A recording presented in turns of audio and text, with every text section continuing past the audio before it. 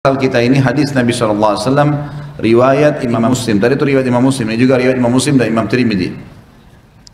Umar bin Khattab radhiyallahu anhu menceritakan sabda Nabi SAW, "Ma minkum min ahadin yatawadda'u fayusbighul wudu'a thumma yaqul asyhadu an la ilaha illallah wahdahu la syarika lah wa asyhadu anna Muhammadan abduhu wa rasuluh illa futihat lahu abwabul jannati tsamaniyah yadkhulu min ayyaha sya'."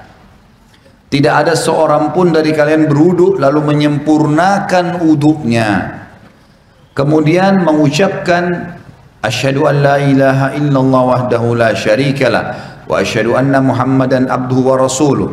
Aku bersaksi bahwasanya tidak ada Tuhan yang paling berhak disembah diibadahi kecuali Allah dan tidak ada sekutu baginya, dan aku bersaksi bahwasanya Muhammad benar-benar hamba dan utusannya, melainkan dibukakan baginya 8 pintu surga. Ia dapat memasukinya dari mana saja ia suka. Apa ini? Wudu, hanya wudu. Wudu terus syahadat. Kenapa malas wudu? Ini yang masih malas wudu kalau mau tidur nih. Siapa ini? Hah? Kenapa malas wudu mau tidur? Wudu, Nabi SAW suruh. Dalam sebuah hadis dikatakan, kalau seseorang hamba tidur dalam keadaan bersuci, wudu, maka Allah akan titipkan bersamanya malaikat di ranjangnya, yang setiap kali dia bergerak, malaikat itu mengatakan, ya Allah ampunilah dia.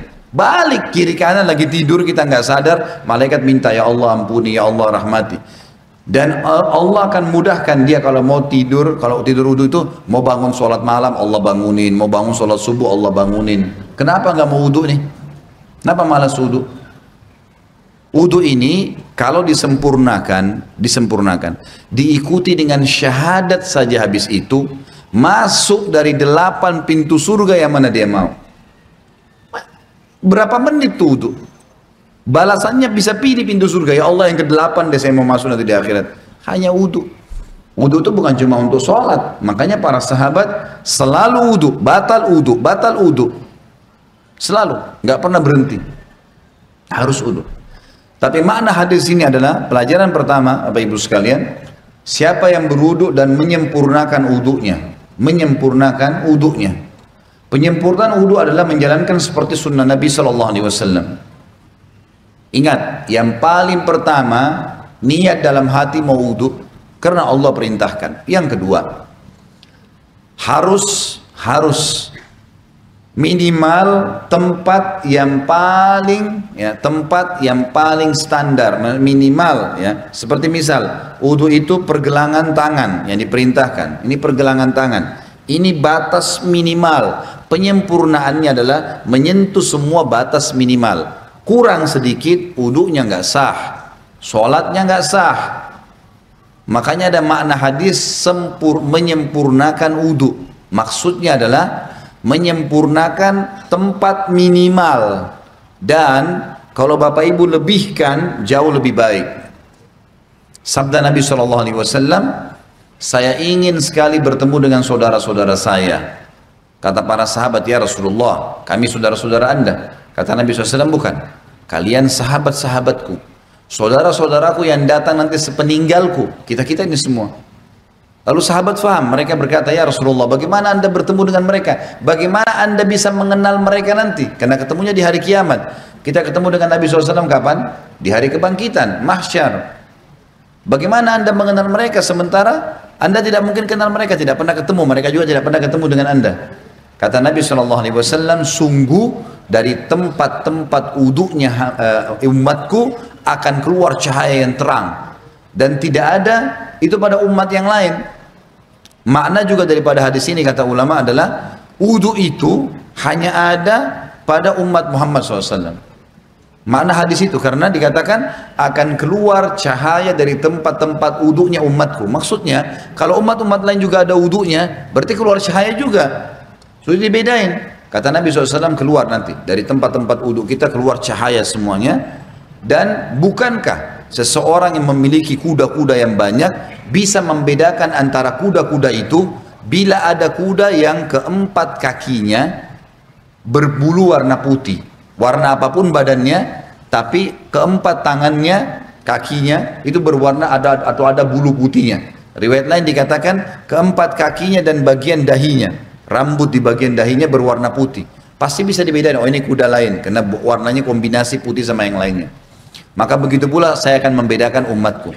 Dalam riwayat lain, riwayat Sahih, riwayat Bukhari juga, kata Nabi SAW, lanjutan hadis tadi, dan siapa yang bisa memanjangkan jamahan uduknya supaya cahayanya memanjang, maka lakukanlah. Disunnahkan lebihan, misal minimal tadi pergelangan, lebihkan. Minimal wajah seperti ini maka dilebihkan sampai di bawah dagu. Kemudian siku, ini batas minimal, lebihkan sampai di lengan. Batas minimal kaki, mata kaki, lebihkan sampai ke betis, gitu kan. Dan boleh wudu pada saat orang lagi mandi di kamar mandi tidak pakai pakaian boleh, asal bukan di tempat umum, insya Allah nggak apa-apa. Loh iya. Kamar mandi kita sendiri ada pintunya tertutup nggak ada masalah. Karena pernah ada yang bilang gitu, Ustadz boleh nggak saya wudhu sementara saya mandi? Atau saya harus tutup dengan sarung atau handuk? Kalau sendirian nggak ada masalah, nggak ada larangan di situ. Maka kita boleh. Nah pada saat itu justru kesempatan melebihkan, siku bisa dilebihkan, mata kaki bisa dilebihkan, kan bisa dilebihkan gitu kan, kesempatan pada saat itu. Wudhu yang benar, yang dikatakan sempurna adalah contohnya mengambil air dengan dua telapak tangan kanan, dua telapak tangan, kemudian kalau keran lagi jalan juga begitu, menarik dari sisi punggung kanan ke pergelangan dengan tangan kiri. Ini dulu dimulai tarik dari sini, dilebihkan ini batas minimal, lebihkan.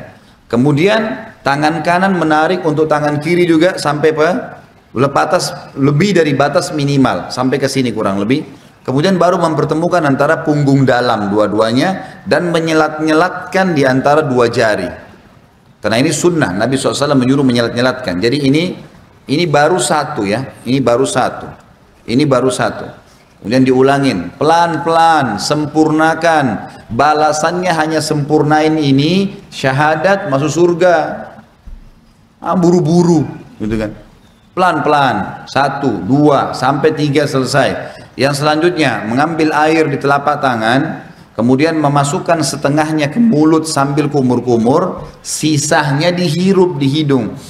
Kemudian sementara mulut kita kumur-kumur, tangan kiri membuang yang di hidung, baru kemudian yang di mulut dibuang. Itu satu. Sebagian dalam mazhab Malikiyah dianjurkan agar ya menggosok mulut dengan jari. Terutama yang saya katakan adalah di bagian depan gusi, karena biasanya di sini ada lendir yang membuat bau mulut nggak enak. Kita kalau wudhu sebentar misalnya lagi kumur-kumur, bapak ibu coba masukin di bagian depan ini sering ada lendir 4 sisi ini. Itu kalau dikeluarin bau mulutnya jadi hilang. Itu dianjurkan. Sebagian juga ulama mengatakan dianjurkan kumur-kumur maksimal, karena ada hadis yang lain berbunyi, tidak ada seorang umatku, tidak ada seseorang pun dari kalian berwudhu seperti wudhuku ini, Nabi SAW praktikin, kecuali akan berjatuhan semua dosa-dosanya bersamaan dengan tetesan air terakhir. Termasuk di sini kumur-kumur dimaksimalin supaya dosa mulutnya jatuh semuanya, gitu kan. Kemudian wajah, ini tentu 3 kali diambil, dimasukkan di mulut sambil kumur-kumur, lalu sisanya dihirup, dibuang dengan tangan kiri. 1, 2, 3. Setelah itu mengambil air dengan 2 telapak tangan, kemudian dari awal tumbuhnya rambut sampai 2 jari di bawah dagu, dari awal kuping kanan dengan kuping kiri, dimasukkan di wajah, kemudian diputar. Ini 1, gitu kan. Kemudian 2, ini semuanya kena, dan seterusnya 3. Bagi teman-teman yang berjenggot tentu diselat-selatkan, sunnahnya begitu. Diselatkan jari di antara jenggotnya, sebagaimana mungkin kalau jenggot seperti saya mungkin dimasukkan begitu. Kemudian telapak tangan kanan ditarik dari sisi kanan, punggung ditarik sampai ini, ingat ini batas minimal. Banyak orang wudu ininya nggak kena nih, ini nggak kena, ini bisa nggak sah wudunya, nggak sah sholatnya. Jadi tarik sampai sini nih, kemudian baru diputar ke dalam, 1, 2, 3, sampai 3 kali. Kalau misal air kerannya di atas, ngalir di keran, dan kita mau tarik dari atas boleh, tarik di atas batas minimal, ya. Jadi ditarik dari sini di atas siku, tarik ke bawah, kemudian baru diputar ke bagian dalam. Kanan dulu baru kiri.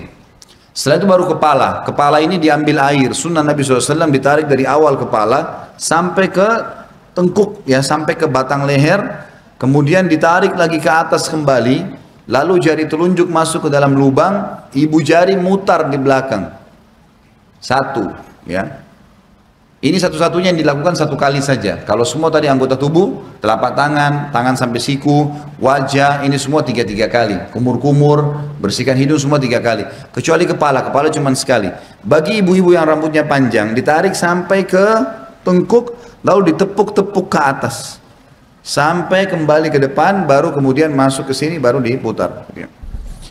Selanjutnya telapak kaki, dibasuh minimal mata kaki, lebihkan ke atas. Lebihkan ke atas supaya memang sempurna. Setelah itu jangan pernah lupa ucapkan syahadat asyhadu an la ilaha illallah wahdahu, ada tambah la syarikalah, tidak ada sekutu baginya, wa asyhadu anna muhammadan abduhu wa rasuluh. Itu saja dijamin, kata Nabi SAW, dibukakan baginya 8 pintu surga, ia boleh memasuki dari mana saja dia mau atau dia suka. Di dalam hadis yang lain disebutkan bahwasanya Nabi SAW bersabda, riwayat Imam Tirmidzi, siapa yang membaca setelah syahadat Allahumma ja'alni minat tawwabina, sebaiknya dia membaca setelah syahadat Allahumma ja'alni minat tawwabina waj'alni minal mutatahhirin.